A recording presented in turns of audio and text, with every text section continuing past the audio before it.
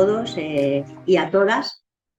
Lo primero que quiero dar es las gracias a los y a las asistentes, a Metalibrería por haber hecho posible la presentación de este libro y especialmente a las intervinientes en este acto y sobre todo a las editoras de este libro, a Charo López Gregory, Andrea Pajes, a Clara Gutiérrez y a Esperanza Mo, pues aunque no están aquí, pues han colaborado activamente en la edición del libro.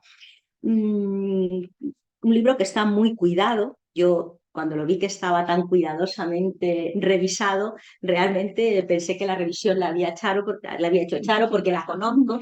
Hemos trabajado juntas y a mí me corregía casi todos los correos, por eso tiene que haber sido Charo quien ha corregido esto. Pero bueno, parece que han intervenido más personas, así que muchísimas gracias a todas las personas que han participado. Bueno, estas cosas siempre se empiezan diciendo que es un placer estar aquí, pero es que es de verdad.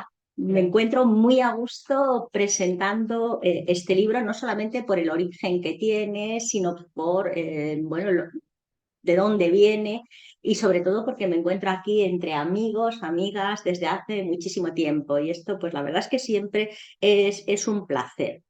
Este es un libro que es producto de las 23 jornadas de investigación del Instituto Universitario de Estudios de la Mujer que se celebraron en 2020 y eso también, bueno, pues hace que me sienta especialmente cómoda. En ese momento, pues prácticamente unos meses antes, yo acababa de llegar al instituto y las jornadas se celebraron en unas condiciones muy difíciles, en plena pandemia.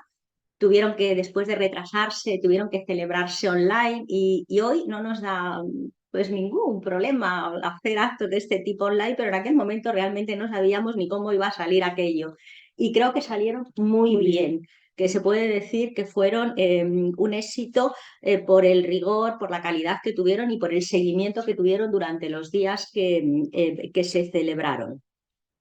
La publicación es fruto de un acuerdo que viene de antiguo entre el Instituto Universitario de Estudios de la Mujer, que en estos momentos tengo pues el honor de presidir, y Ediciones One. También en ese sentido quiero agradecer la confianza que desde 1987 Ediciones One ha depositado en el instituto, bueno, y que ha hecho posible que se hayan publicado muchas monografías desde entonces, algunos productos de las diferentes jornadas que se han ido celebrando en el instituto y otras de algunos monográficos, bueno, pues que tienen una alta calidad. En el libro se recogen aportaciones y eso me parece también muy interesante de especialistas en la materia de lo que hoy ya empezamos a llamar senior y de jóvenes investigadores. Y yo creo que siempre eso pues es muy enriquecedor cuando se conjugan ambas cuestiones. Y como bien se señala en el título, sobre los imaginarios de la violencia política contra las mujeres a través de un recorrido histórico, histórico que va de la edad antigua o de la época antigua a la edad contemporánea. Y creo que eso también pues da al final una visión de conjunto que desde luego resulta muy interesante. El libro además también, bueno, pues creo que pone de manifiesto a través de los diferentes capítulos que los espacios de violencia contra las mujeres considerados durante mucho tiempo privados, afortunadamente ya pues empiezan a estar en las agendas de los políticos, lo que supone que se ha pasado de aquello de que lo personal es político o lo personal es violento y es político, ha sido asumido por las diferentes agendas políticas. Y creo que este libro es muy pertinente en un momento en el que se ha avanzado mucho. Simplemente creo que el hecho de tomar conciencia de que el tema de la violencia contra las mujeres debe estar en la agenda política y se debe tener en cuenta y se debe intentar erradicar con todos los mecanismos que tenemos a nuestro alcance, pero a pesar de todo ello es un problema que sigue estando ahí. Y esta mañana pues, nos hemos despertado todos con el asesinato de un niño de 5 años, producto claramente de violencia. Es el niño finalmente la víctima, pero también la madre, porque está claro cuál era el origen y a quién se quería hacer daño y también, bueno, pues la mujer está en una situación tremenda. En ese sentido, estas agresiones brutales, pues de alguna manera no solamente se tienen que visibilizar, sino se tienen que explicar el origen, de dónde vienen, por qué se producen, porque el conocimiento creo que es lo que nos permitirá finalmente y en algún momento esperemos que se puedan erradicar. Por lo tanto, creo que un libro de estas características, y voy a dar paso a las verdaderas protagonistas, que son las personas que tenemos aquí, creo que no solamente hay que poner en valor el rigor, la solvencia que tiene, la calidad que tiene, sino sobre todo la necesidad de que estudios de este tipo se sigan realizando. Así que muchísimas gracias a todas y a todos los que habéis hecho posible, bueno, pues este libro que hoy se presenta y que deseamos pues que tenga mucha repercusión, mucha aceptación y mucha transferencia social, como se dice hoy, y tenga muchas descargas y sea leído y tenga muchas citas como se merece. Y bueno, por mi parte poco más, después sí que entraré en el diálogo que creo que vamos a tener aquí, que es lo interesante y lo pertinente. Y voy a pasar a presentar a las personas que aquí me acompañan. Haré una breve presentación, cada una de vosotras cuando haga la presentación pues intervenir, decís aquello que queráis y después pues ya entramos, si os parece, en el diálogo. Empiezo por Rosario López Gregoris. Rosario López Gregoris es profesora titular de Filología Latina en el Departamento de Filología Clásica de la Universidad Autónoma de Madrid y entre los años 2016 y 2021 fue secretaria académica del Instituto Universitario de Estudios de la Mujer. Y bueno, yo te voy a decir, trabajé solamente un año y medio con ella, la eché muchísimo de menos cuando se fue y a mí la persona que me enseñó casi todo en ese momento sobre el instituto, pues fue ella. A mí su colaboración fue esencial. Creo que es una persona que conoce el instituto muy, muy, muy bien, colaboradora, siempre dispuesta a trabajar, quedándose muchas veces cuando no lo tenía que hacer, y aquí la regaño un poco en un segundo plano, cuando realmente ha hecho un trabajo fantástico en el instituto. Gracias. Así que no solamente la quiero agradecer este libro, sino bueno, pues eso que creo que nos convirtió ya no solamente en colegas, sino amigas, y eso es muy importante. Por supuesto, sí. Vamos amigas, sí, claro que sí. Bueno, para mí es un placer estar aquí, sobre todo, bueno, un momento muy emotivo, porque reúne a personas que me son muy queridas y también hago alusión a las personas que están sentadas al otro lado, porque algunas de vosotras y vosotros sois autores y autoras y otras sois personas de referencia en el debate sobre las violencias políticas. Así que espero que también intervengáis, os sintáis cómodos y os sintáis interpeladas e interpelados para intervenir cuando queráis en el debate. Yo voy a intervenir un minuto simplemente para decir que este es el primer volumen de la colección Musas, que es la colección que así se denomina, pues yo que sé, el órgano científico del instituto, ¿no? Del que hemos estado hablando todo el tiempo, ¿no? Que es el que nos alberga, el que alberga en realidad todo este esfuerzo científico y docente, ¿no? Que esto nos es una pequeña muestra, ¿verdad? La colección Musas, aquí ya hablo un poquito como la responsable de la colección, lo que quiere es pues, dar entrada y invitar a la publicación tanto de estudios colectivos, como es este caso, pero también de monografías que se interesen por los estudios de género, ¿no? Estudios de las mujeres y estudios de género.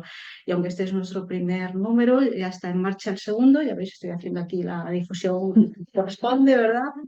También fruto de las jornadas, las últimas jornadas del instituto, las de edad, academia y género, ¿verdad? Y bueno, pues espero que en breve, pronto ya podamos verlo fabricado, ¿no? Pero mi interés es que la gente interesada por estos temas pues se sienta bueno, llamada a mandarnos originales, mandarnos propuestas que podamos valorar y que podamos poner en marcha, ¿no? Porque tenemos un vehículo de difusión ahí.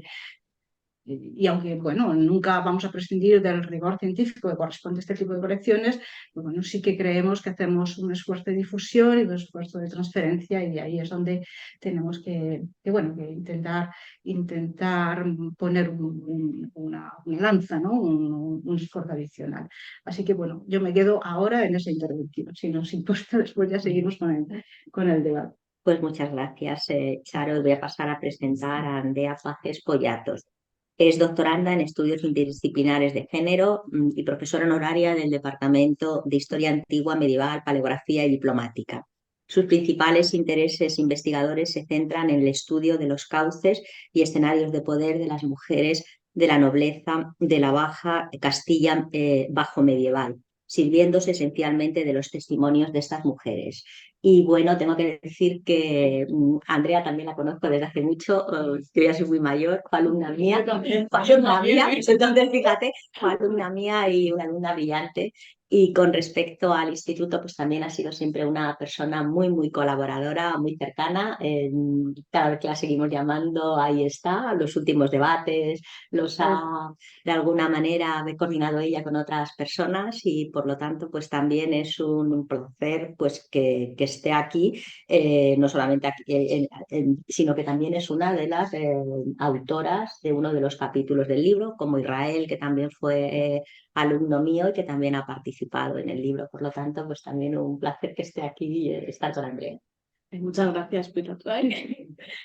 Bueno, muchas gracias a todos por venir. La verdad es que es un placer, como decía tanto Pilar como Charo, estar entre amigas, ¿no? Y ver materializado este libro, la verdad es que es para mí, no sé, en ese sentido es el primer libro, yo siempre lo digo a mi madre, digo, es el primer libro que tiene mi nombre en la portada y parece una tontería, pero es importante, ¿no? En el sentido de ver materializado físicamente un esfuerzo que desde luego es la primera vez que edito un libro y ha sido un trabajo muy intenso. Como bien has dicho, corregir textos con Charo es todo un trabajo en sí mismo, pero porque eres muy, muy riguroso, muy bien, pero es verdad que sin duda es todo un proceso de aprendizaje. Pero que la verdad es que a mí me ha encantado, yo creo que nos lo hemos pasado muy bien y sobre todo lo que creo es que el libro ha quedado francamente muy bien. O sea, creo que es un libro que está muy bien concebido desde el origen, ¿no? Es decir, yo creo que todos los que estamos aquí, que estuvimos en las jornadas, estamos de acuerdo que fueron magníficas. O sea, tuvieron lo que decía además Pilar, de que es verdad que tenían que haber sido, si no recuerdo mal, en abril, mayo, las tuvimos que retrasar a diciembre por el tema del COVID, eran de las primeras cosas que se organizaban en el seno del instituto de forma online, aunque luego sí que habíamos hecho el seminario predoctoral, que también fue otro lío, pero bueno, la idea es esa, ¿no? Que fruto de ese interés colectivo por seguir sacando adelante esas jornadas, salió un acto, en mi opinión, magnífico y que desde el principio dijimos esto tiene que convertirse en un libro y que tiene un sentido coherente muy, muy evidente, ¿no? Entonces, en ese sentido, sí, este libro evidentemente va sobre espacios de violencia, como su propio título indica, pero también quería recalcar, aunque seguro que Sara lo dice después, recalcar también esa idea de la subversión de las mujeres, es decir, cómo ante esas diferentes formas de violencia política las mujeres siempre han sabido buscar a través de estrategias de todo tipo cómo tratar de encontrar esos espacios o cómo convertir esos espacios de violencia en espacios, bueno, no de no violencia, pero de supervivencia, por qué no decirlo así. Entonces creo que esa es una de las grandes cosas buenas, con valores positivos que tiene este libro. Y yo, por mi parte, desde luego, estoy muy satisfecha del resultado final. Creo que además la próxima obra que está ya en marcha y que en breve tendremos que empezar a corregir de nuevo cuando la evalúen definitivamente, pues seguirá esta línea. Y la verdad es que ya en plano personal para mí es un honor porque llevo muchos años colaborando con el instituto. Para mí es más mi casa casi que la UAM en sí mismo. Y para mí es como otro pasito más que doy dentro del seno del instituto y poder participar de la colección y poder ver materializado este trabajo de tantos años, pues la verdad es que para mí es un orgullo. Y nada, yo lo dejo también aquí porque luego también hay un montón de cosas que decir, así que Sí, lo yo dejo. apuntaría una cosa que me parece muy importante. A mí una de las cosas de los artículos que me ha gustado mucho es que es un libro que no se hace desde la victimización, sino desde la superación. Vamos, se plantean y creo que eso es muy, muy positivo. Pues nada, paso a presentar ahora a Rocío Martínez López, que es profesora ayudante, doctora en el Departamento de Historia Moderna de la Universidad Autónoma de Madrid. Y en los últimos años sus investigaciones se han centrado en las relaciones políticas entre monarquía hispánica y el imperio durante la segunda mitad del siglo XVII, y en particular en el estudio de los derechos sucesorios femeninos desde la Edad Moderna a la actualidad. Así que, Rocío, bienvenida, y compañeras casi de departamento, porque los de Moderna y Contemporánea estamos ahí muy juntos y compartimos muchas cosas. Compartimos muchas cosas y espero que en el futuro cada vez compartamos más, tanto con vosotros como con el Instituto de la Mujer, con el que estamos tan vinculados. Muchas gracias por venir, muchas gracias por invitarme, muchas gracias por el esfuerzo que habéis hecho con el libro. Yo como autora os agradezco la magnífica labor, no solo para que salga a la luz, sino de corrección, de emails, de aguantar a los autores, que somos conscientes de que a veces es difícil. Así que muchísimas gracias tanto por invitarme como por el magnífico trabajo que habéis realizado, y que este sea solo la primera de muchas colaboraciones. Yo soy aquí un poquito más, ¿veis, no? Pero me ha gustado mucho cómo ha quedado finalmente el libro. Me han encantado muchas aportaciones. Andrea sabe que soy una fan de su trabajo, por ejemplo. Y creo que es un momento muy apto para hablar, en este caso, de lo que yo estudio, que es los derechos dinásticos de las mujeres, teniendo en cuenta que 2024 es el primer año desde la Edad Media, desde la Alta Edad Media, que no tenemos reinas propietarias en el trono, y que se ha tenido con la abdicación de Margarita de Dinamarca. Hay un total de 0 reinas propietarias en los tronos de Europa, y se ha intentado un poco hacer públicamente cierto discurso. Bueno, es que hay herederas. Bueno, pero eso viene de un proceso de negación de derechos femeninos primero. En algunos lugares ha habido una ley sálica que todavía pervive. Por ejemplo, en el Gran Ducado de Luxemburgo hay una ley sálica total, no pueden reinar mujeres. En España y Mónaco sigue habiendo una preeminencia masculina, y que ha habido ámbitos donde se ha echado para atrás, y que de las monarquías que hay actualmente, 6 no serían herederos si hubiera habido una paridad real en los derechos sucesorios al trono. Así que es importante tener estas conversaciones sobre el acceso de las mujeres al poder, cuándo se permitió, de qué manera, cuándo se les negó, de qué manera se les negó, incluso por ámbitos que no tienen por qué ser desde el ámbito legislativo, sino desde el ámbito práctico. Y como también hay retrocesos iguales, igual que hay avances. Finales del siglo XVIII y el siglo XIX fue un momento, por ejemplo, de retrocesos y avances en los derechos sucesorios femeninos. Entonces creo que todas estas conversaciones, quizá abriendo un poco para el debate para luego, es importante tenerlas en cuenta y traerlas sobre la mesa, frente a una a veces desinformación que aparece en los medios comunicativos de, bueno, pero ahora las mujeres pueden, ¿no? Sí, o tenemos una generación de herederas, que es lo que venden todas las... Sí, es que por eso lo comenté, de hecho ahora ha habido un documental en Alemania sobre las herederas, las 6 herederas femeninas del futuro, y se ha hablado mucho de Leonor. Y dice, bueno, que Leonor, si Felipe VI se divorcia y tiene un varón, Exacto. dice, bueno, ¿se cambiará o no? Depende de quién esté en el gobierno, o depende de lo que se haga, o se diga, bueno, no queremos tocar esto, pues no se hace. Entonces ese es un tipo de problema que te queda sobre la mesa. Muy interesante, Sara. Y Rocío, perdón. La verdad es que muchísimas gracias. Paso a presentar a Sara, y luego ya continuamos con todos estos debates, que yo creo que deberéis ir a 24 horas, usar invitaciones que apten a los historiadores, porque eso sí que tiene una cosa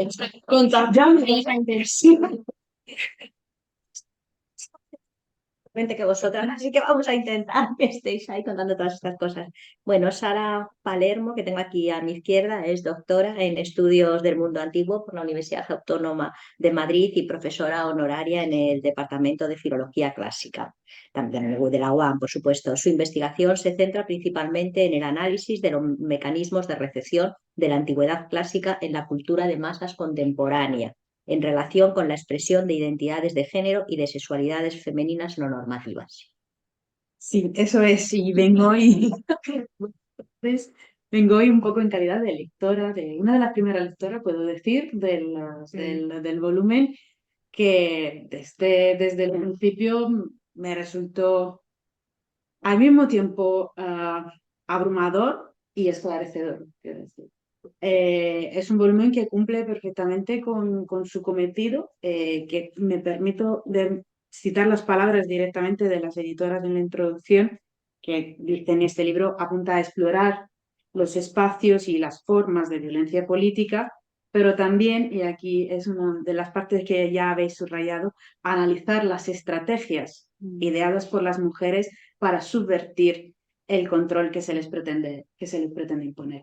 Entonces, gracias a esta reflexión, el volumen, por lo menos a mí personalmente, me ha empujado a reflexionar un poco sobre la definición misma de violencias políticas en plural, como bien indica el volumen, y un poco siguiendo los axiomas de los que os hacéis un eco ya en la introducción, de que los ha citado ya Pilar, lo personal es político, lo personal es violento, y político, pues ir, ¿no?, más allá de esa dicotomía, de esa separación de espacio entre lo personal y lo público. Sobre todo creo que en un momento en el que nos encontramos y vemos a nuestro alcance, me imagino que cuando ocurrieron las jornadas todavía el panorama internacional, político y social no era el actual, que ha precipitado notablemente, ¿no?, en los últimos años. Pero desde luego en un momento en el que el concepto de violencia política, por ejemplo, en conflictos bélicos, en contextos de conflictos bélicos, está delante de nuestros ojos, de manera no sabría ni cómo definirlo, espeluznante, diría, ¿no? Pero también con este volumen nos empujáis a ir más allá. A mí me habéis empujado desde mi espacio de conocimientos propios, centrados más bien en el mundo antiguo, a ver cómo las estrategias que surgían a lo mejor en esos entornos que a mí eran familiares, pues en realidad son comunes a otras coyunturas históricas, a otros contextos sociales, ¿no? Y a partir de estas ideas presentáis como había dicho ya Pilar, un eje cronológico de, eh, temático que se mueve desde el mundo antiguo, con aportaciones, por ejemplo, que se centran sobre el papel que un espacio como el inframundo podía significar para la antigüedad clásica, pero también lo que puede significar en nuestra cultura contemporánea como un cronotopo, ¿no?, como lo define Luis en su capítulo, que permite llevar a cabo a lo mejor discursos y conversaciones sobre temáticas muy actuales, pero difícil de tratar. Entonces, ubicándolas en esos espacios, se crean posibilidades diferentes y allí es donde las mujeres ya, por ejemplo, del mito, en el caso de Perséfone, ¿no?, que vive el inframundo de una manera muy, muy particular, pues encuentran sus estrategias de resistencia. Y lo mismo hacen en el propio mundo antiguo, por ejemplo, las mujeres en el entorno doméstico o en el entorno fuera de la domus, pero que no deja de ser un entorno marcado por el género. Y hago referencia aquí, por ejemplo, a la aportación del capítulo de Rosario, que se centra justo en ver cómo aquellos espacios teóricamente seguros, asociados al rito, asociados a la religión, a los festejos, una procesión, durante el mundo antiguo, en realidad eran espacios en los que las mujeres estaban expuestas a la violencia. No solo las mujeres dentro de las casas, sino también las mujeres fuera, además de tener espacios completamente prohibidos, ¿no?, a ellas, los espacios exclusivamente masculinos. Me llama mucho la atención que nombrabas el puerto como el espacio más alejado de las mujeres. Y es verdad, en los puertos no hay mujeres y sigue sin haber mujeres. Y si hay su mercancía. Y si hay su mercancía. Y la mujer romana tenía, bueno, hablo de Roma en concreto, pero una mujer en el mundo antiguo tenía conciencia que el puerto era un espacio muy, muy peligroso, donde se la podía raptar. El rapto es uno de los temas habituales en las ficciones, ¿no?, del mundo antiguo. Puede ser raptada y vendida. Bueno, el tráfico humano era constante, o sea, la piratería era un fenómeno de lo más habitual, y en ese sentido eso no ha cambiado mucho, ¿eh? El tráfico humano sigue funcionando al 100%, por supuesto, a la venta de mujeres como mano de obra y y como objeto sexual, ¿no? Eso no ha cambiado nada. Entonces, sí me gusta mucho ese análisis que hacemos de mundo antiguo en diálogo con el mundo moderno, cómo algunas prácticas del mundo antiguo se mantienen en el moderno y cómo desde el mundo antiguo, y ahora perdonadme que hable de mi esfera, sí que hay estrategias de resistencia y estrategias de lucha contra el patriarcado, o contra esto que llamamos espacios negados, o contra la violencia política, ¿no? Sí me parece importante ese diálogo, y sí que me parece muy importante cómo los distintos momentos históricos que se tratan, cada uno de ellos evidencia un espacio de peligro, curiosamente, pues o sea, la Domus en Roma, el infierno yo creo que es más un espacio de la resistencia, ¿no? Pero cuando hablamos de otras fases, otros momentos históricos, se identifican esos lugares, ¿no? Y es importante que veamos cómo a lo largo de la historia el patriarcado siempre ha encontrado lugares donde encarcelar, donde acallar, donde invisibilizar, donde reprimir ya no solamente el cuerpo de las mujeres, sino las ideas de las mujeres, el espacio, el desarrollo político de las mujeres, el pensamiento político de las mujeres y, por tanto, la toma de decisiones en última instancia, ¿no? Y que veamos cómo desde yo qué sé, las cárceles franquistas, ¿no? Los sanatorios franquistas, ¿no? Lo que pasa con las casas reales, ¿verdad? Que parecen muy modernas, ya veis cómo va la cosa, ¿no? Claro, Sí, no, es verdad. es verdad. Entonces, lo que nos interesaba y en lo que queríamos insistir bueno, cuáles son las estrategias, ¿no? La represión parece constante.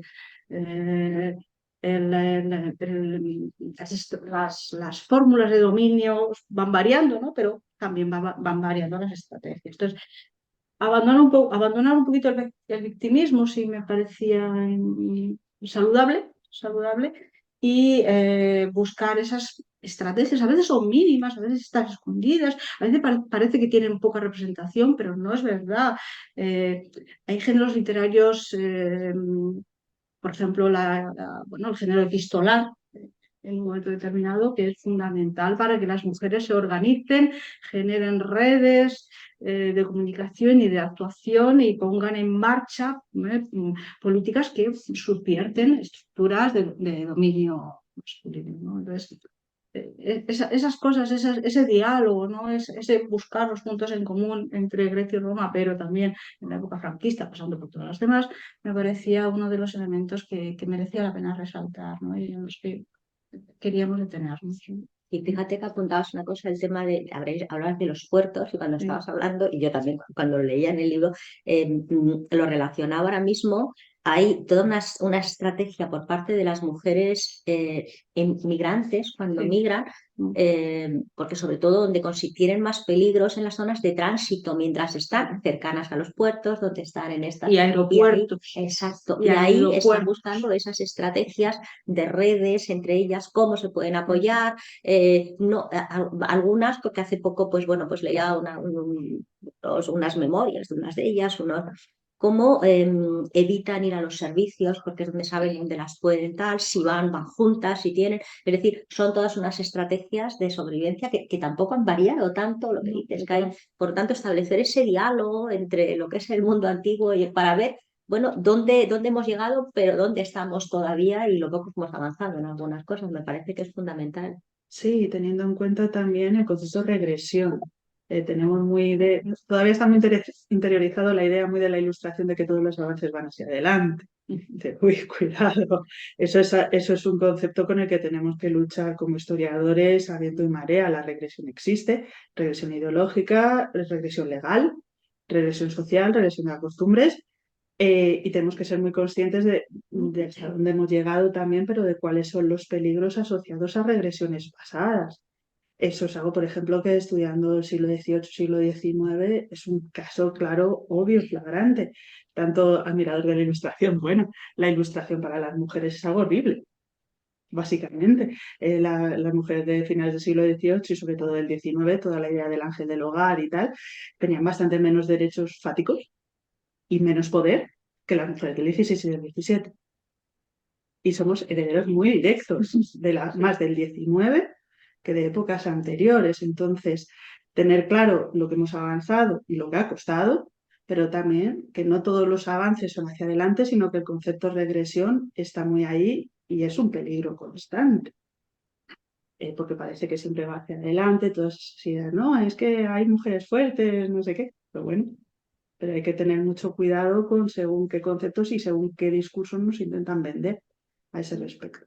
Sí, sobre todo el discurso de la excepcionalidad. Yo creo que hay ahí, por ejemplo, es verdad que hoy en día el tema del beyond exceptionalism está ya un poco superado, ¿no? Pero creo que que ese concepto tiene mucha relación con lo que acabas de decir, ¿no? Porque al final, una de las cosas buenas que yo creo que tiene este libro es que puedes leer el primer capítulo, te saltas, ya no os lo saltéis, pero directamente al de Clara, que es el último, es probablemente el más desgarrador de todos, porque por las fuentes que utiliza, ¿no? Que son fuentes orales de mujeres en los preventorios franquistas. Da un poco la sensación de es que llevamos toda la vida haciendo lo mismo, intentando buscar esas estrategias, ¿no? Y entonces, eso que decías de hay mujeres fuertes, bueno, es que las mujeres es otra cosa, ¿sabes? Entonces yo creo que es interesante entender ese punto de vista de cómo a través de las fuentes además yo creo que uno de los valores que tiene este libro es la variedad de fuentes que utilizamos, es absolutamente, bueno, ahora lo hablaremos, no te voy a avisar más, perdona. Y, y creo que hay que ir en esa dirección, de decir, esas estrategias han estado siempre, no se reducen a unas mujeres concretas que por su determinado contexto, por su habilidad, por su personalidad, por X motivos lo hicieron, sino que es parte de una colectividad, ¿no? Que es el concepto de las mujeres. No sé. Yo me lo encuentro mucho por trato con reinas infantas, y siempre está el típico libro de típico divulgador, divulgadora X, mujeres fuertes españolas o cosas de estas, si Sí. son reinas, princesas, bueno, pero en un contexto muy determinado donde el estamento y la posición social fueron determinantes para que esas mujeres alcanzaran un poder que estaba vedado a todo el resto, para empezar, y en segundo, que dentro de su estamento y del poder, si lo comparabas con un hombre, tenían que tener en marcha otros sistemas. Claro. Muchísimo más difícil. Entonces tú me estás vendiendo que esto es lo común cuando es una excepción dentro de un estamento excepcional. Pero fíjate lo que yo creo que uno de los valores que tiene un libro como este, con ese recorrido histórico, es que aquí es donde se puede ver muy bien lo que tú apuntabas de la regresión, conectando con, al final, el capítulo más contemporáneo que aparece en el libro es el más desgarrador, como tú muy bien dices, y donde se ve esa regresión y cómo los derechos que se adquieren en un momento determinado no son eternos, es decir, puede haber una vuelta atrás y especialmente creo que en este momento que estamos viviendo deberíamos ser muy sensibles a ese tema. Quizá uno de los valores que yo personalmente encuentro en este libro y que viene un poco, se puede deducir de lo que estáis diciendo, es la interseccionalidad propia de los acercamientos, ¿no? Desde el mundo antiguo a la situación, por ejemplo, de las mujeres y de las niñas del capítulo de Clara, pasando, por ejemplo, por el capítulo de Yolanda sobre el privilegio de las viudas o del caso de la familia Folgueiro de Israel, todas muestran que hay una clara interseccionalidad de lo que son las estrategias de las mujeres de determinados estamentos y de determinadas zonas, si es la Castilla más profunda, si son zonas más centralizadas del poder, me refiero. Entonces las mujeres de las dinastías no son las mismas que las mujeres, por ejemplo, las conexiones nobiliarias, ¿no? que presentas tú, Andrea, en tu capítulo, o el caso del privilegio de las viudas, que solo vale para aquellas mujeres, para aquellas viudas nobles o de alta alcurnia o lo que sea, ¿no? Entonces, eso es una reflexión que es extremadamente actual y creo que se refleja como eje. Es verdad que el libro tiene un eje cronológico, pero tiene muchos otros ejes. Uno de esos a mí me parece justamente la interseccionalidad.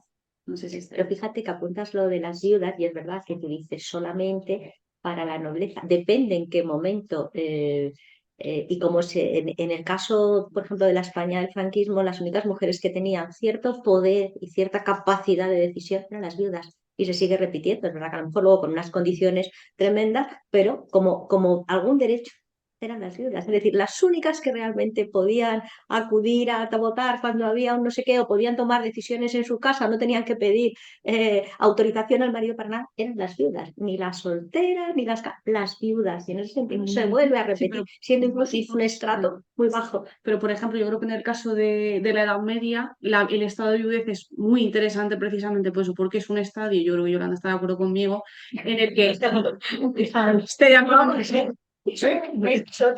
No. Es un espacio, o sea, es un estado muy ambivalente. Porque por una parte encontramos, yo por ejemplo también en mis estudios, evidentemente cuando tienes una mujer viuda sabes que va a haber chicha, por decirlo así, porque es en el momento en el que te vas a encontrar, un momento en el que esas mujeres pueden ya, digamos, desplegar una autoritas, ¿no? Que a lo mejor pues no podían desplegar del todo porque la tienen en sí mismas, pero que no lo podían desplegar porque se encontraban pues constreñidas por bueno, la existencia de varones, lo que sea. Pero a la vez, ese estado de viudez es un estado de altísima vulnerabilidad. Y eso es muy interesante, esa ambivalencia entre, Claro. sí, es un... Víctimas de violencia. Se de repite violencia. Claro. constantemente, tienen esa misma son igual de vulnerables, exactamente igual, y tienen que buscar unos trabajos muy depreciados y tienen que tal, pero a la hora de tomar decisiones son realmente las únicas que pueden tomar decisiones Sí. libremente porque no tienen ya ni la tutela del padre ni la tutela del marido. Exacto. Pero sí tiene la del grupo familiar, ¿eh? Esa no. Ya, bueno, claro, pero es una cuestión social que evidentemente Esa ahí no no está. está, esa no es.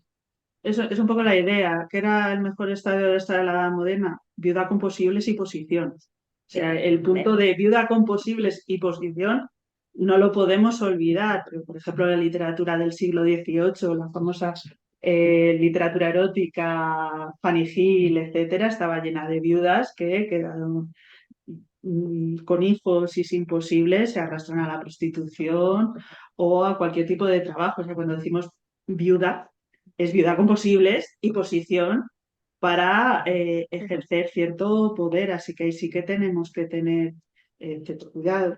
Estábamos hablando el otro día en Ajenar cómo el concepto de viuda como posición social en la Edad Moderna no se corresponde con ninguna posición de viudo, no hay equivalente. No hay equivalente social en la Edad Media y en la Edad Moderna de viudo como concepto social de la misma forma que tenemos el de viuda. Eso también es una cuestión de género muy determinada. Sí, tienes razón. Que cuando se habla de viuda y de la protección de la viuda, etcétera, etcétera, ¿realmente se está protegiendo a la mujer?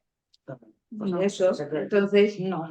Entonces, es el grupo familiar. ahí está. Claro. Al Eso tratarse de sociedades colectivas, vamos a tener que lidiar siempre con esa colectividad. Ahí está cuando se protegen las herencias, se protege el linaje, se protege todo, Tendencia. la descendencia, Dice todo todo Prolis tan divertido. sí, se protege todo menos la persona que tiene ese apellido, ¿no? De viuda. Si bien sea con... Además, se puede hacer incluso un estudio, mira, para el futuro, estudio de legislaciones específicas adaptadas a la viuda. Al viudo nunca, a la viuda. Incertudo prolis, cuándo se pueden perder la tutorización de los hijos, cuestiones de herencia, cosas que nunca afectan al varón.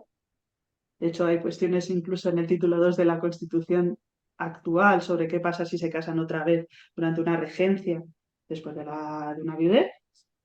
Eso solo afecta. Ahora en la Constitución sí que afecta a los dos, pero ha afectado siempre específicamente a las mujeres por una cuestión de linaje familiar. Claro, tú fíjate que en España, hasta que se reforma el código, vamos, la ley de enjuiciamiento civil, no el código, en el año 58, si una viuda contraía segundas nupcias, la familia del difunto podía reclamar la custodia de los hijos. Lo pierde casi todo. ¿Hasta qué punto será? Entonces, pues cuando decíamos que el concepto de viuda, tal y como lo estamos hablando aquí, es prácticamente un estatus social diferenciado, pero que no hay equivalente masculino. Entonces lo tenemos que estudiar directamente con una visión de género, que no se puede entender de otra manera. Viudo como concepto social No es nada. no existe, es viudo como circunstancia vital, como mucho. Y en muchos hombres, temporal. De hecho, se considera, bueno, ya para que le arreglen la casa y le cuiden a los hijos, ya se casan. Pero el concepto de viuda con el contexto social, Sí. legal y social, de que hablamos así, es muy específico del género. Las palabras finales justo del capítulo de Yolanda, mientras hablaba, me venía a la cabeza y terminaba diciendo: el control del marido sobre el cuerpo de las mujeres viudas se proyecta más allá de su muerte. Y es así. Es exactamente eso. Es así. Luego debe ser viuda, que tengas una buena vida, porque si no puede haber consecuencias legales, etc. No, esas mujeres se enfrentaban a una vida de pleitos, de familiares intentando quitarles cosas. Además es el control social, porque el mundo de los afectos nos habla de cosas muy diferentes, ¿eh? Porque las mujeres son muchas veces las legatarias y a las que el marido cede la tutela de los hijos, el cuidado de los bienes y todo. Y sin embargo, socialmente hay una prevención absoluta sobre todo. Y bueno, hay un conjunto de la familia, claro, que es lo que es el que tiene verdadero.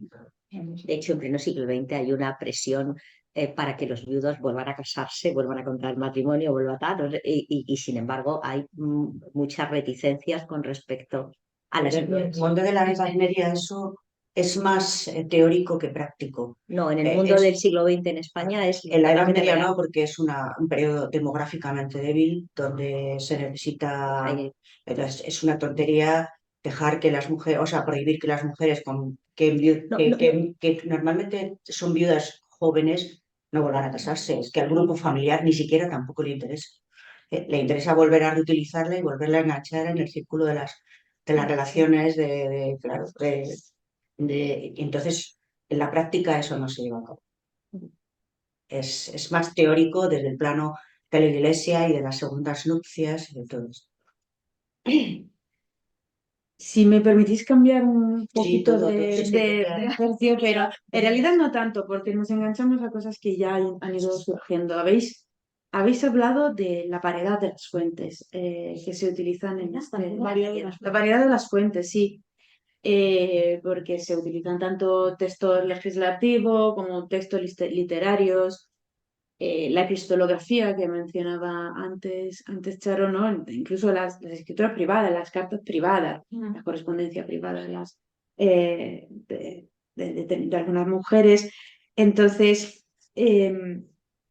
me ha parecido a mí que además de variedad de fuente, tendríais también en ese volumen una variedad de acercamientos metodológicos que vienen un poco de la interdisciplinariedad, que es algo que en realidad caracteriza un poco la labor del Instituto de la Mujer, ¿no? Reunir un poco a todas esas figuras que luego de investigadoras que luego se demuestran en las jornadas y se muestran también en ese tipo de acercamientos.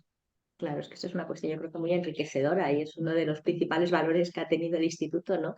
Y que además lo ha trasladado a las diferentes actividades que hace, es decir, el máster es interfacultativo, el doctorado es interuniversitario e interdisciplinar, es decir, yo creo que eso es un valor desde luego añadido y es uno de los principales valores que desde luego tiene el instituto, no solamente los avances que haya realizado en la investigación con respecto a las cuestiones de género, sino esa interdisciplinaridad que enriquece muchísimo y que yo creo que es fundamental. Y una muestra, bueno, pues es este libro, aunque sea un libro histórico, pero fíjate cuando ya además, bueno, pues no solamente se reduce a un área, sino que se amplía con otras áreas y yo creo que eso es un elemento fundamental. Y además, es verdad, yo te diré que una de las cosas que yo creo que en el caso que nombras el instituto, pues es en los últimos años ha sido muy importante, es que sí que era verdad que había un interés por el instituto y por estas cuestiones más relacionado con las ciencias sociales o con las ciencias humanas. Es decir, tú mirabas el censo y un porcentaje altísimo, pues no, cada vez están llegando más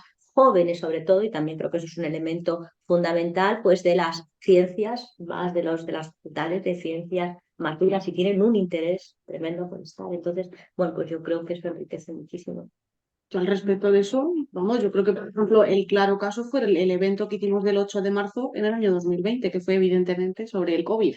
COVID Mujeres de Universidad, que estuvo, vamos, eran todas mujeres que, tanto, no, reconocidas por las ciencias, con la evidentemente, ecología, con la ecología, efectivamente, todo esto. Entonces, yo creo, o sea, quiero decir que una de las señas de identidad del instituto, efectivamente, es la interdisciplinaridad, pero es que yo creo que es inherente a los estudios de género. Sí. Porque tú cuando al final estás charlando con colegas de cualquier disciplina y dices, estoy intentando estudiar esto, pero es que los conceptos que hay en mi disciplina no me sirven, que necesito algo más, necesito recurrir a otros espacios. A mí me ha pasado. O sea, yo una de las cosas con las que más me he roto la cabeza es cómo hacer una genealogía de mujeres teniendo en cuenta que existe el concepto de linaje. Es decir, claro, y ahora como las ligo entre sí, porque no nos sirven esas herramientas metodológicas, no nos sirve el concepto de poder si no tenemos en cuenta estos espacios donde están esas mujeres. Entonces, para mí, la interdisciplinaridad es que para mí no existe la investigación en género si no es interdisciplinar, porque venimos de una herencia en la que todas las disciplinas a las que pertenecemos, no solo nosotras,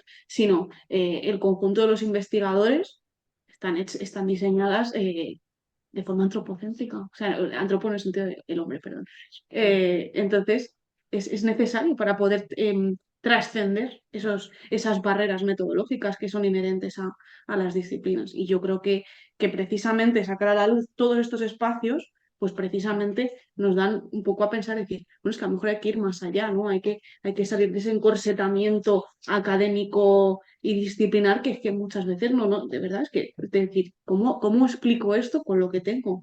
Pues me tendré que ir a otro sitio a buscarlo. Y eso es lo bueno que tiene el instituto. Yo digo, vete al instituto de la mujer y lo que no, pero que es así. Cuando hemos dado cursos, y Yolanda ha ido varios altos cursos que hay, y yo también cuando íbamos y llegaban los de física de los materiales, al principio, a ver unos años nos miraban como diciendo, ¿para qué sirve? ¿Cómo vamos a aplicar el género? Bueno, pues ya me miran de otra manera, e incluso Sí. pues hay varias personas de esos departamentos de física de los materiales que se están integrando en el instituto. Yo creo que Es que en el curso esa labor es en fundamental. el curso de método de investigar en género, pero que a lo mejor el 40% de la gente es gente de ciencias. Pero, por ejemplo, ahí hay sesiones que se dedican a los estudios urbanísticos Claro. desde una perspectiva de género. Hemos dado muchas charlas sobre eso. Sí. Más o menos escépticos. O de alguna manera, también el instituto y la labor del instituto viene un poco a suplir aquellos vacíos que a veces se crean, ¿no? También en los currículos más tradicionales o los más concurridos, quizás, donde en principio se debería incluir la perspectiva de género, pero a veces se nos reduce a menciono un par de mujeres políticamente, para ser políticamente correcto y ya tiro para adelante, ¿no? Yo recuerdo una charla en el Instituto de Física de Materiales, precisamente, que nos habían pedido eso, cómo incorporar la perspectiva de género a la investigación. Ahora nos basábamos, bueno, pues AMIT tiene, por ejemplo, una página fantástica sobre eso, tiene toda la legislación, entonces Cristina explicaba un poco todo lo que es la legislación y yo ponía algunos ejemplos de urbanismo, videojuegos, las nuevas tecnologías son también súper buenas para todo este tipo de Los problemas. ensayos médicos. La medicina, la primatología y todo eso, ¿no? Y siempre había uno que se pasó toda la charla uno levantando. Bueno, pero ¿cómo puedo aplicar yo a mi investigación la perspectiva de género? Y yo le decía, yo eso no te lo puedo decir, si no sé ni siquiera qué es la física de materiales, es lo que estudio, o sea, no entiendo, yo lo único que te puedo decir es cosas generales y tú tienes que hacer tu propia reflexión sobre qué perspectivas o qué consecuencias tiene tu investigación, cómo se puede trasladar. Yo no te puedo decir cómo tú aplicas nada, si no sé ni siquiera cuál es el objeto del conocimiento de tu investigación, que no tengo ni idea de qué estudias, ¿no? Pero eso todo,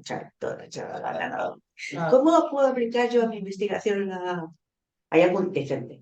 Pero es verdad un poco lo que decía Andrea, que son ciencias, la mayoría de las ciencias están, para decir la totalidad, pensadas desde una perspectiva antropocéntrica, en el sentido de poner en el centro al varón y por lo tanto, pues ni se llega a pensar que puede llegar a afectar a las mujeres, un poco lo que decimos antes, ¿no?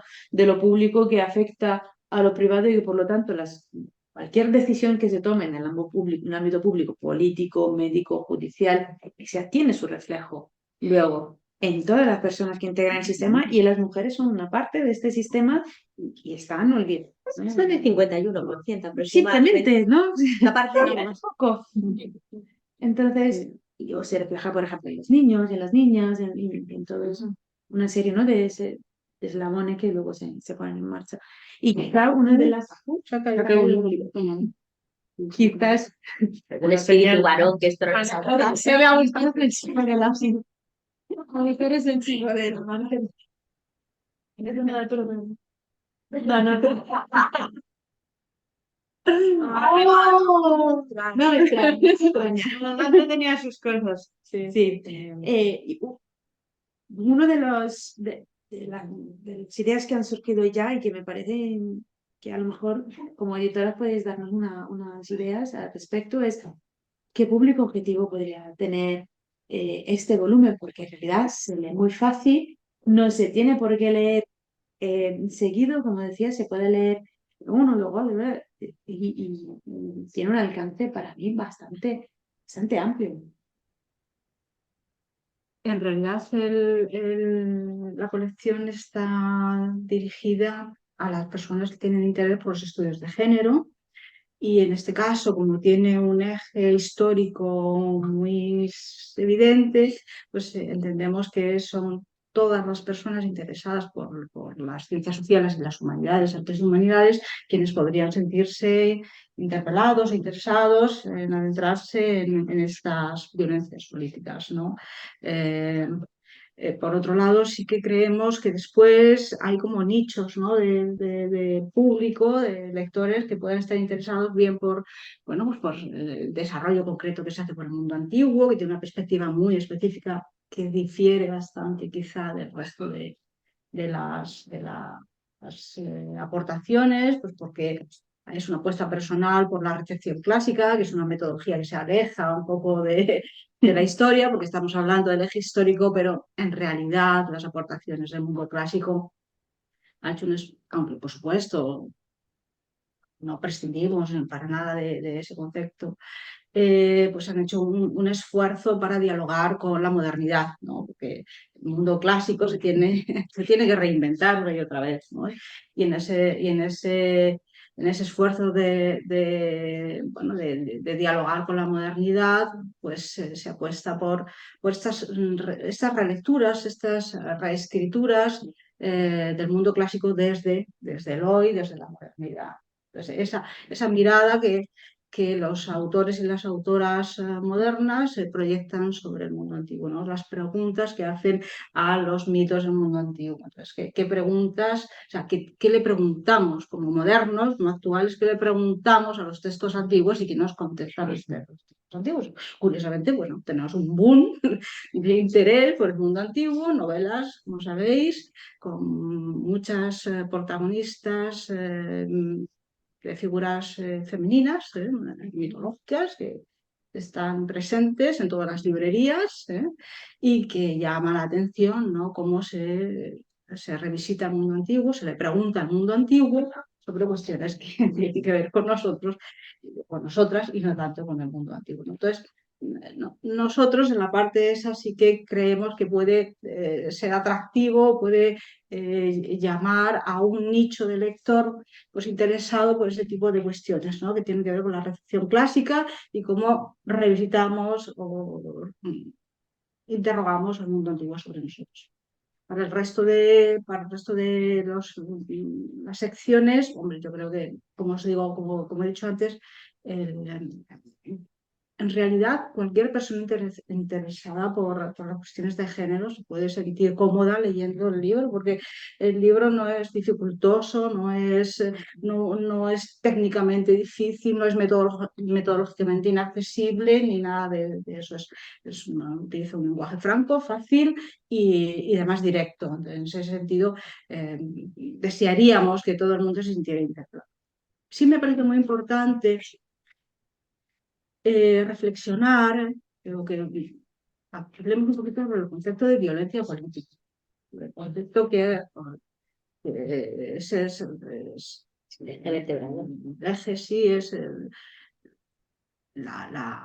centro bueno, lo que vertebra, ¿no? El volumen. Y lo digo porque a veces no queda claro a qué nos estamos refiriendo con este asunto de las violencias políticas y cuál es su alcance, ¿no? Cuál es su proyección. Porque claro, el libro se para en donde se para.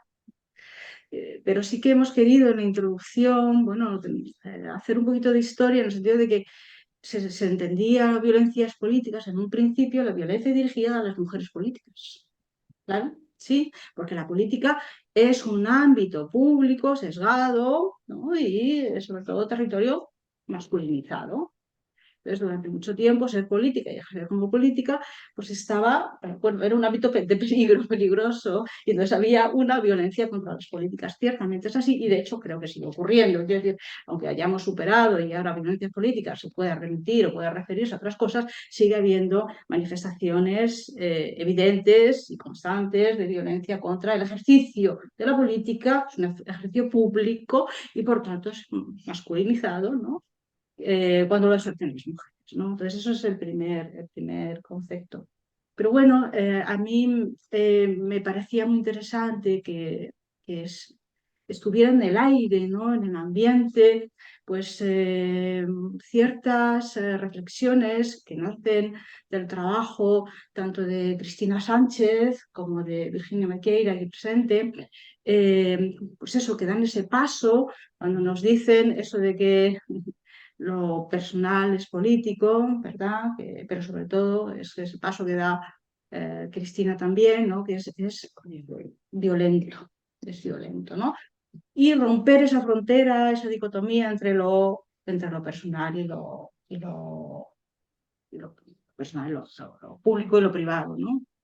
Porque bajo la excusa de lo privado se han escudado muchísimas decisiones políticas para tener, bueno, bajo control o en el silencio o simplemente bajo dominio a las mujeres, ¿no? Entonces, esa conciencia de que hay que romper la esfera de lo privado como algo que no se puede tocar, esa conciencia que tenemos que tener, que es una estrategia, que el concepto de privado es una estrategia del patriarcado para tener aisladas a las mujeres, eso también es un esfuerzo que intenta clarificar el libro, ¿no? Y otro paso más que queríamos que se quedara presente es las violencias políticas actuales, ¿no? Eso es, en ese sentido es Rita Segato, la gran pensadora argentina, la que nos ha puesto en la pista con sus magníficos trabajos, ¿no? Que hay que reivindicarlos siempre, de que en este momento las violencias políticas contra las mujeres, sobre todo en los espacios, voy a llamar en Latinoamérica, que es donde ella los ha trabajado más, ¿no? Donde el concepto del cuerpo de mujer ha sufrido una transformación para convertirse o concebirse desde la perspectiva masculina en territorio. Entonces, es un cuerpo que hay que conquistar, es un cuerpo a través del que hombres dañan o intentan dañar a hombres, ¿no? Entonces, en ese esfuerzo de dañar hombres a hombres, en ese esfuerzo de convertir el cuerpo de las mujeres en territorio que hay que conquistar, se han llevado a cabo, se han diseñado auténticas estrategias de control, por supuesto, y de destrucción del cuerpo de las mujeres, estrategias llevadas a cabo ilegalmente, fuera de la ley, por supuesto, pero apoyadas por las instituciones. Y que dan lugar a entramados mafiosos de difícil control, ¿no? Y que van más allá de un país, que van más allá de una decisión política. En este momento está toma de una dimensión transnacional, por allí, que requiere, bueno, pues, esfuerzos y requiere medios y requiere mucha conciencia para intentar hacer frente a esta situación. Porque no se trata de una violencia contra una mujer o un grupo de mujeres, no, es una situación sistémica, mafiosa, política, armada, violenta y bueno, pues de una penetración desde mi punto de vista realmente espantosa, ¿no? Y sí que ahí, aunque queda apuntado y no es el objetivo final del trabajo, porque tenemos un recorrido histórico, sí que creo que abre la puerta a lo que toca hacer en la... Y esperemos que sirva de invitación para las nuevas generaciones, sobre todo, se adentren en este verdadero infierno, como yo lo vivo, vaya. Además, destacaba muy claramente que además de sistémica, como has dicho, institucional, esa violencia es continuada. Sí, y transnacional. Entonces, de alguna manera, en libros como este, de alguna manera son necesarios. Es verdad que se tiene un eje cronológico que a lo mejor puede llamar la atención más a determinados perfiles, ¿no? Pero son necesarios para entender que incluso, por ejemplo, los momentos, antes hablábamos de la ilustración, de los moralistas ilustrados, en los que no mencionan, me vais a permitir las comillas, la necesidad del varón de educar a su mujer. A lo mejor no lo menciona o destaca, me parece que es Florencia, ¿no? En su capítulo, que a lo mejor no necesitaba destacarlo. No necesitaban hablar de cómo el varón eh, eh, necesita educar a la mujer porque está tan arreglado, tan dentro del sistema, que no era necesario hablar de ello en los ensayos moralistas. Estaba ya implícito. Entonces, libros como este pues, nos permiten ir a romper estas estructuras. Tenemos delante de los ojos y muchas veces no vemos, ¿no? Sí. Y sobre todo, yo creo que tienes mucha razón y también yo creo en cómo permean en todos Sí. los ámbitos. O sea, esa idea de Y se que, reproducen, ¿no? exacto, sí, efectivamente, porque al final esa idea de parece como eso, la casa, la familia como ámbitos seguros, ni de coña. Eran unos ámbitos donde, y además, siguiendo unas lógicas muy elaboradas, muy bien pensadas y con un objetivo muy claro. Es decir, rompe totalmente, yo creo que es una de las cosas que a mí más me gustan de este libro, esa idea de que esos espacios que tradicionalmente se parecen seguros son espacios de violencia, igual si lo era, lo puede ser un puerto, lo puede ser la plaza o los espacios, digamos, tradicionalmente negados, ¿no? Al acceso a las mujeres. Entonces creo que eso es uno de los grandes valores, de que creo que el lector puede ver cómo es que está en todas partes. Porque es Esto, está en interesado, todas hay una partes. creación. La mujer está en la casa porque en la casa También hay vive del hombre, ¿no? Exacto. No, Está en el no hay convento porque escape. la han encerrado en el convento. Está en la cárcel porque la han encerrado. Ha salido lo del convento también como, bueno, como ámbito a juzgar, no como espacio seguro. Que ha habido mucho mito sobre los espacios femeninos, sobre el convento quizá como escape a matrimonios no queridos y tal, y bueno, los que conocemos ciertos periodos, dices, bueno, el convento con un poder masculino, que siempre, por la forma en la que está estructurada la Iglesia Católica, la mujer siempre que tiene que estar sometida a una autoridad de varón, tanto religiosamente como en las órdenes económicamente Sí. y de autoridad a la versión masculina conventual, que se han cambiado abadesas y madres superioras por otras interesadamente, que ha habido castigos interesados, que ha habido tú no puedes escribir estas cosas, entonces te trasladamos. La idea del convento como espacio seguro es un mito, yo creo, mucho no tanto quizá desterrar, sino como a poner muy Sí. en barbecho y Yo, en yo análisis. creo que eso tiene mucho que ver con que al final es cierto, yo sí estoy de acuerdo con que, por ejemplo, el convento sí es un espacio donde los roles de género se desdibujan mucho y yo creo que es por eso que ha llamado tanto la atención de este tipo de estudios, porque al final, claro, ya sabemos que lo de esto de, bueno, las que no querían casarse entraban, esto evidentemente no funciona así ya, muy bien, pero es verdad que las lógicas que se creaban luego dentro son interesantes en sí mismas porque esos roles de género tradicionales a priori se desdibujan. Estoy de acuerdo contigo en que no se puede hablar como se habla en muchos estudios de el convento como el espacio, vergel, ¿no? el espacio de libertad. Leído. Está El muy vergel de la libertad femenina. claro. Y bueno, pero también sirve para cuestionar eso, es decir, es que los espacios que, lo que decíamos, ¿no? Los espacios que se consideran seguros o que en los últimos años investigaciones recientes han puesto como, wow, el convento como un espacio increíble para ver a las mujeres porque era donde podían desarrollarse. A ver, permea en todas Se partes. reproducen la misma dinámica Exacto. jerárquica. El patriarcado está en todas partes. Está jerarquizado y a veces hablan de los conventos como, bueno, aquí entraban todos eran iguales. Las dices. O sea, que era hasta mental. Y si tú estás en una sociedad colectiva, como era la de la Edad Media, la de la Edad Moderna, había muy poco de yo me quiero meter en el convento. Hay unas dinámicas familiares.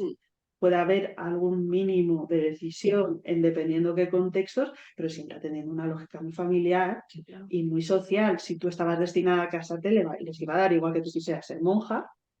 Y si tú estabas destinada a ser monja, porque necesitaban sobre todo el poder sobre ese convento. Era todo mucho más de una lógica seglar de lo que nosotros nos imaginamos. La religión tenía, voy a decir, un papel secundario en lógicas de poder y sociales de la edad moderna. Yo soy la hija de un noble, este noble necesita control sobre este monasterio, allá que Te vas, tocó. te tocó a ti y al varón. Dice, uy, tengo X hijos. Uy, qué arzobispado de Toledo más rico, se acaba de quedar vacante. Claro. Yo necesito este poder, entonces no, la idea de, bueno, es que se van a meter en el convento, ya directamente la idea de ella se mete en el convento es una visión a revisar, tanto tanto por la cuestión de ser una sociedad colectiva, como por la cuestión de las violencias y de la elección, que una sociedad colectiva en general era la idea de elección personal es complicada. Yo de los conventos en la Edad Media sé poco, pero desde luego tengo esa idea. Estoy más de acuerdo con Rocío y además siempre yo creo que no habría que olvidar en los conventos, ¿no? Esa parte reeducadora, siempre en unos valores muy tradicionales. Es decir, no me veo ahí yo con conventos muy feministas en ningún momento. Es decir, en ese sentido. Gregorios de nobles. Luego, además, muy jerarquizados, tú tienes conventos donde tenías que pagar dote, esa afirmación. Y ahí las sacaban en función de los intereses del norte. Esa afirmación de que, bueno, es que la metemos en el convento para no pagar dote. ¿Sabéis las dotes que pagaban en los conventos para entrar? Que las de casas reales solo podían entrar nobles. Luego, dentro de los conventos, la jerarquía continúa. Luego había nobles que tenían sus propias habitaciones y servicios y tal. Y luego el servicio. Era una prolongación de la casa. Luego tienes abadesas como las de las huelgas reales, que eran señoras soberanas seglares.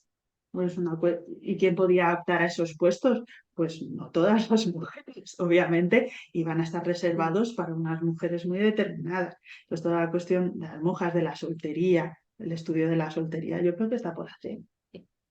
La vocación religiosa de las mujeres siempre ha sido marginal. Y por eso está perseguido, naturalmente. Es el caso de las beguinas, de las beatas, es el caso de la participación de las mujeres en los primeros momentos de las reformas religiosas, que después inmediatamente se institucionalizan y las expulsan de las jerarquías. Pues ha pasado con el primitivo cristianismo, con el protestantismo, con todo, ¿no? Con todo. Pero es verdad lo que dice Andrea, que aún así repitiéndose las mismas dinámicas jerárquicas, patriarcales dentro del sistema convento, en este caso que estamos mencionando, es verdad que igualmente se daba pie a un espacio de homosocialidad que favorecía que por lo menos las relaciones, la red entre mujeres, pues en algunos casos diferentes. Yo creo desde el mismo punto de Pilar, desde el conocimiento específico de los conventos medievales, pero por lo menos la situación, las condiciones. Es que el hecho de que solamente hubiera mujeres no creo que generara por sí un espacio de seguridad. No, para nada. Y desde luego en la edad que yo más conozco, que es el mundo contemporáneo, no lo generaba, todo lo contrario. Es decir, el capítulo de Clara está muy claro. Son lugares regentados por mujeres y son los menos seguros que hay. Y las cárceles, en el caso del franquismo, que las conozco muy bien, regentadas por mujeres, son de las más duras con respecto a las mujeres, muchas veces más duras incluso que en las que, en las que son los hombres los que las dirigen. Pero eso puede ser también, pregunto, desde mi desconocimiento, porque se añade una nueva intersección que es moral, ¿no? Porque es una reeducación y es una reeducación dentro de esos valores. De hecho, cuando en el año 31 Victoria Kent intenta cambiar el modelo carcelario y decir, no, aquí ya no tienen que estar las monjas porque es un desastre, y va a haber funcionarios y funcionarias, ¿qué tal? En cuanto acaba la guerra tal, ese modelo no vale, ¿no? Porque no vamos otra vez a llamar en la posguerra a las monjas, que son realmente las que saben encaminar a las mujeres y tal para que cumplan su cometido, y su cometido lo tienen muy claro. Entonces vuelven a ser lugares pues, realmente muy duros y muy peligrosos para las mujeres y con un clasismo tremendo. Ahí sí que claramente, dependiendo del estrato de tú vengas, vas a cumplir una función. Pero es curioso, ¿no? Me parece, o sea, me acabo de dar cuenta de eso, de la imagen que tenemos de la monja, de hoy en día con la imagen que tenemos de la monja en la Edad Media. O sea, es que es muy distinta, ¿eh? Entonces, Pues ahí también sobre la monja, que sí que queda y que sería estupendo un Volumen de habría- monjas. Claro, monja. Con una idea de burlador de monjas también, toda esa idea. Uy, el burlador de monjas, fascinante. Desde luego ese volumen es el primer paso, pero como estamos viendo hay muchos más que podamos dar todavía, ¿no? No sé si el público... Sí, yo piensa también, que- yo lo que iba a decir, yo creo que ¿El público quiere preguntar algo? hay varios autores, autoras en el Ah, público que seguro que pueden hacer aportaciones muy interesantes. No sé si hay alguien online, no sé si siguen... Sí, hay gente conectada que también, si quieren, pueden encender el micrófono y Eso es, no sé si te han oído, pero Sí. si queréis hacer alguna pregunta o comentar algo online, podéis encender el micrófono y preguntar. Y los que estáis presentes también. Claro, Sí, sí. animamos. Ya he hablado mucho. Si no seguimos hablando, obviamente. Sí, no sé cómo vamos No sé hasta qué hora es. 11:30 tenemos. 6:30. Un cuarto. Pues nada. Pues yo sigo con mi pregunta. Claro, porque porque en dale, el dale, momento en el que el cosas, público hemos quiera intervenir, contratado para Tengo mucho garrete. me habéis hecho el regalo de leerme esto. Garrete, sí. De hecho, una de las preguntas que había pensado era justo para ti, ¿Para el garrete? porque sabemos que eres una persona muy activa en redes sociales, en Twitter, bueno, en Me X. está llamando influencer sin soy yo nada de eso. Pues tienes muchos seguidores y seguidoras. Entonces, un poco algo, estaba mirando un poco en tu perfil, ¿eh? Porque no lo conocía antes, es culpa de Andrea, que me lo ha pasado. Y creo que te gusta. Sí, desde luego, a ver, la pregunta iba hacia esto, ¿no? O sea, ¿cómo se puede conciliar la divulgación en 2.0 en redes sociales con ese tipo de conocimientos y de estudios que quizás sean muy técnicos para volcarlos directamente a las redes sociales, tienen que pasar un filtro de accesibilidad para llamar la atención de tu público o Yo, si es tu interés, lo que sea. bueno, yo he de reconocer que a mí que Isabel II se muriese me vino muy bien. Vamos, yo nunca he tenido tantos seguidores. Y yo sí que creo que la gente desea saber. La gente de a pie, la gente que no es académica, desea saber, tiene interés por esto, pero se lo tienes que presentar de una manera que sea accesible. Yo a veces hago la equivalencia con la anterior exposición del Escorial, que te llevaba directamente primero donde el museo de cómo se construyó el monasterio, antes de ir al resto, y para cuando tú salías de ahí, incluso gustándote la historia, ya estabas preparado para tirar la toalla. De presentárselo de una forma que sea accesible. Yo creo que si se lo presentas de una forma accesible, sin lenguaje técnico, teniendo en cuenta que es gente que no puede tener, que puede no tener el antecedente formativo que tú tienes, yo creo que la gente responde de forma muy positiva. Y que si los historiadores hasta cierto punto no cubrimos ese papel, van a ser otros periodistas, novelistas, escritores, desde otra perspectiva más de su interés, vamos a dejarlo ahí, los que cubran este deseo de la gente por saber. ¿Cómo lo hago yo? Pues muchas veces con hilos de a las 2 de la mañana, que es cuando puedo. Pero desde la idea de, mira, esto es interesante, yo creo que a la gente puede saberlo, vamos a explicárselo como yo se lo explicaría a gente que no conoce nada de mi formación técnica, como se lo explicaría a un alumno de primero, como se lo explicaría a mis padres, como se lo explicaría a mis amigos no historiadores, y yo creo que les guste. Y yo creo que la gente ha respondido muy bien. Yo nunca esperaba tener tanta repercusión como he tenido con esto. Y yo creo que viene no tanto de que yo sea excepcional en ese punto, que no me lo considero, sino del deseo de la gente por saber. El interés de la gente que de verdad desea tener acceso a este conocimiento de una forma que sea accesible para ellos, que ahora mismo determinadas publicaciones, pues hay muchas publicaciones, programas de historia, Condensador de Flujo, por ejemplo, que hoy es el día de su último programa. Muchas veces ha habido artículos de historia, La aventura de la historia, Clio. Sí que existen publicaciones que se consumen, a la gente le interesa, pero creo que todavía quieren más. Y las redes sociales nos ayudan en eso porque nos dan libertad a gente que, bueno, la tele no nos llama, los periódicos no nos llaman, llámenos. Sé cosas, Claro. llámenos sé cosas, pero yo creo que la gente desea saber. Yo creo que es fundamental y que además los historiadores tenemos que salir de ese reducto académico donde estábamos metidos y divulgar. Es que la palabra divulgar es como si nos estuviera depreciando lo que estamos haciendo y no es cierto. Te quiero decir, el saber no se puede quedar tan encerrado. Yo creo que eso es un reto pendiente que tenemos que hacer y hay que salir también. Y en ese sentido, claro que las redes pueden jugar un papel importante y que el tema de la violencia contra las mujeres está claro que es un tema que claro que interesa a mucha gente y hay que hacerle, bueno, pues hay que buscar los mecanismos para que esto llegue.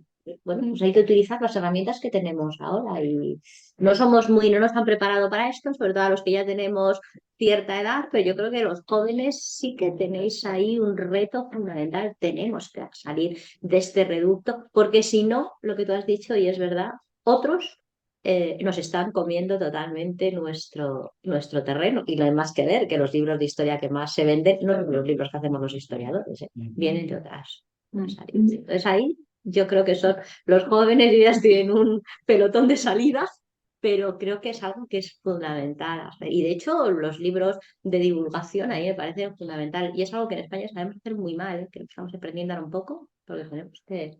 Yo tengo esperanzas, creo que se está mejorando. Yo creo que parte de nuestra responsabilidad como historiadores no solo investigar, sino también transmitir. No solo a público potencialmente especializado, sino al conjunto de la sociedad de la manera que podamos. A veces es complicado porque bueno, todos los que estamos en academia sabemos que estamos sobretrabajados y sobrepresionados de diferentes maneras y que la divulgación en academia pues, no es considerada ni es apoyada. Entonces todo esto sale de nuestro tiempo libre. Todos los que hemos intentado hacer algo de divulgación lo sabemos, que son los hilos de las 2 de la mañana, de las vacaciones, o las cosas. Sí, es así. Es así. Y de la de Sueña Perdida, que eso también sería una cosa a replantear desde el ámbito académico, pero desde un punto idealístico profesional, yo creo que es parte de nuestra responsabilidad intentar conectar con todo el mundo, intentar transmitir tanto las novedades académicas como lo que conocemos de la historia al público en general de la manera que podamos. A veces es de la manera que buenamente podamos. Y creo que hay ya más colecciones de divulgación, ya hay gente que se está intentando dedicar a la divulgación siendo historiadores de formación. Es que la propia LOSU nos lo está pidiendo. Claro, pero no eso que nos está pidiendo. Yo creo que centrándonos en el libro que tenemos aquí entre las manos, es un tema y que es un tema de transferencia, que es un tema de interés social. Entonces, bueno, pues nos tendremos que mover. Y yo estoy convencida y yo haré una llamada a esta periodista de la cadena SER, me parece Marta González Novo, o algo así, cada vez hace más. Tal. Entonces, pues también hay que coger el teléfono y llamar y decir, oye, mira, tenemos esto, ¿por qué no? Y bueno, y bueno, no pasa. Y yo creo que eso viene muy bien. Si en un momento determinado, pues, aunque sean 10 minutos, tú comentas esto que está hecho, porque la verdad es que llega muchísimo. Una cosita. Rocío, yo creo que eres muy modesta, porque yo creo que hacer divulgación es muy difícil. Lo es muy difícil. Y bueno, existe la idea malentendida que la divulgación es una cosa menor dentro del mundo de la academia. Y yo creo que precisamente porque es tan difícil hacer divulgación, bueno, pues tendemos a refugiarnos en los escritos académicos, ¿no? Eso es lo primero. Por tanto, tener un grupo de seguidores como tú tienes implica no solamente un conocimiento, sino también una capacidad. Y no todo el mundo la tiene. No todo el mundo la tiene y eso me parece importante. Después no estamos formados evidentemente para hacer divulgación, nos cuesta mucho porque tenemos el pensamiento, el cerebro dirigido a un tipo de trabajos, un tipo de proyección, ¿no? académica que bueno, pues nos esclaviza mucho, ¿no? Y salir de esos rieles es complicado, ¿no? Es que es un enorme esfuerzo, es que es muy Es difícil, difícil. pero también yo creo No, que no, sí, nosotras mismas pensamos que no vale, no es no. hay un poco Coño, esto yo creo también. que vale muchísimo, que tiene muchísimo mérito, pero que es muy difícil. De verdad, vamos,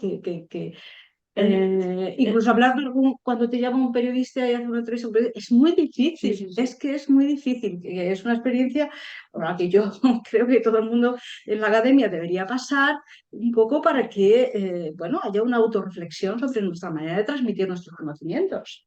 Que, bueno, a veces somos nosotros mismos los que tenemos muchos impedimentos, muchas dificultades para traducir nuestro trabajo en lo que tú dices, en un modo accesible. Este es el modo accesible, ¿no? Y en ese sentido, la gente de ciencias, picando piedra, ¿no? Se ha hecho camino, ha hecho mucho camino. Bueno, no sé. No sé. Modo accesible y modo interesante, sobre Bueno, todo. pues también modo interesante, ¿por qué no? Esto es muy interesante, muy interesante. Sí, pero Que sí. el interés del público es distinto del interés académico.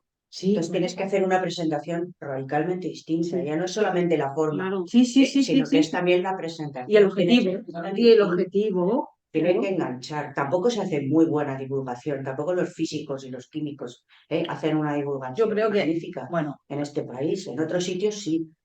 Georges Duby hacía una divulgación histórica fantástica. Es decir, Sí, que ahí y Pierre podemos Grimard. aprender. Ahí Claro. podemos aprender de la escuela francesa. Hay que aprender Pierre de la Grimard, francesa, claro. ¿no? Pierre Y hacía una historia de España en 100 páginas. Y eso a nosotros nos parece no, porque tenemos que trabajar sobre el momento de... No, hay que hacer cosas más amplias, con otro Claro, contenido. Y hay que eso saber divide la más. divulgación. Sí, Seleccionar qué cuentas y qué no cuentas. Porque qué interesa o qué no interesa. No es tanto el formato. Yo creo que cualquiera Bueno, el que esté en el mundo de la academia. formato libro, vosotros pensáis Sí, que pero nos ayuda. cualquiera que esté en el mundo de la academia y que haya impartido clases a primero, como tú has dicho, ya sabe lo que es asequible. Porque es que si no, primero, en fin, claro, si vas Deberíamos hacer- tienes que dar un Es que no. si se Es que quiere hacer, Yo, por Claro, pero ejemplo, es despertar el interés, o sea, es decir, Claro. captar realmente qué es lo que interesa y enfocar lo que tú estás haciendo y lo que tú estás contando o lo que vas a contar o todo de una forma interesante. Eso es, sí, en mi opinión, es más Pero para eso hacen falta medios. Es decir, yo puedo mejor esto. Yo estaba pensando ahora que con este libro. Imaginaos un podcast donde hablemos del video. no, hablemos de conventos, no. Estaba pensando en el capítulo de Clara, un podcast donde mujeres pongan voz a eso. Eso, No, y hablemos de conventos, pero- ¿por qué no? vale, hablemos de conventos, Antes, pero también. Pilar, hacen falta medios. Lo que no puede ser es que al final la divulgación quede en las horas libres del trabajo, porque también es un trabajo. Entonces, yo creo que primero el apoyo institucional es fundamental. mientras tengas que acreditarte según Claro, pero es que ese es el tema. es lo que hay. Pero bueno, Pero ahora mismo te están diciendo, cuando pides un Pero la transferencia, transferencia social, impacto social. Pilar, pero la transferencia, tal como está concebida ahora mismo, los criterios de ANECA no tienen nada que ver con la divulgación que estamos hablando. Nada. La divulgación no cuesta nada, sigue sin contar nada.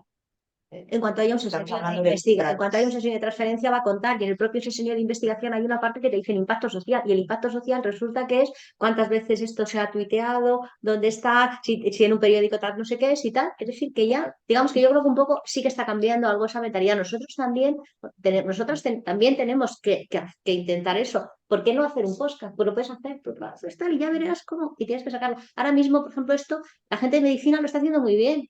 Ya lo que tú te ves, y sigues a Isabel Viñas, y sigues a fulanita de tal, y sigues a Isabel y lo que te cuentan son cosas pues muy básicas, pero a mí hay unos que me tienen como muy enganchada, me dan muy mucha información sobre lo que tengo que hacer, lo que tengo que tomar, lo que no sé qué tal. Y oye, Hay ¿y por qué? mucho- Porque me lo cuentan de una manera muy directa, muy clara, pues es que tenemos que aprender a hacer eso. Que ya lo que digo, nosotras ya a lo mejor yo ya no estoy para esto, pero creo que la gente más joven sí que tenéis que tomar ese relevo, porque esa es la sociedad que vivimos y no te puedes ocultar. Yo por eso también decía de la medida que se pueda, porque también diferentes académicos tienen diferentes talentos. Hay gente a la que se le da muy bien la charla, hay gente que se le da muy bien charlas con niños, actividades con niños. Claro. Los días de la mujer con la ciencia y de los niños han funcionado muy bien en colegios. Hay otros que se nos dan mejor las redes sociales, hay otros a los que se dan mejor los podcasts, hay otros a los que se dan mejor libros de divulgación directa, hay otros a los que se le da mejor el vídeo. Y creo que una vez con esa conciencia de que cada uno según pueda y según sus talentos, creo que la divulgación es muy importante, intentar conectar con el público de nuevo en la medida que podamos y que a cada uno de nosotros se nos dé mejor, pero yo sí que creo que el público responde, que está empezando a ver una idea. Oigo mucho lo de divulgación a la inglesa, que les gusta mucho los documentales de la BBC. A mí, por ejemplo, yo soy muy fan de los documentales de Lucy Worsley. Me encantaría hacer pero no divulgación como la suya.